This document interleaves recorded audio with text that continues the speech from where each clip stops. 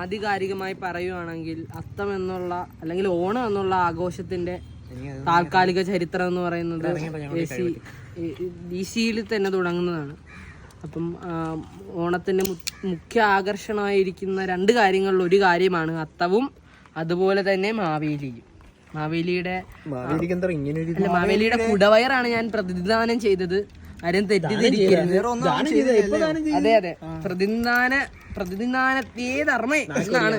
അപ്പം അങ്ങനെയാണ് പറയണത്. അപ്പം നമ്മളെവിടെ പറഞ്ഞിട്ട് അത്തം. അപ്പൊ അത്തം എന്ന് പറയുന്നത് 10 തരം പൂക്കൾ കൊണ്ട് തുമ്പ, മുക്കുറ്റി, കറുക 10 തരം പുഷ്പങ്ങളാണ് പ്രധാന 10 നിറങ്ങൾ കൊണ്ടുള്ള അത്തം എന്നാണ് ആധികാരികമായി പുരാതനമായി പറയുന്നത്. കൊണ്ട് തന്നെ തൃക്കാക്കരയപ്പൻ നമ്മൾ പ്രതിദാനം ചെയ്യുന്നത് സർവശക്തനും സർവാഭിഷ്ട വരപ്രദായനും ലോകരക്ഷയ്ക്കായി ലോക നന്മയ്ക്കായി വാണരുളുന്ന ശ്രീ മഹാവിഷ്ണുവിന്റെ പ്രതിദാനവും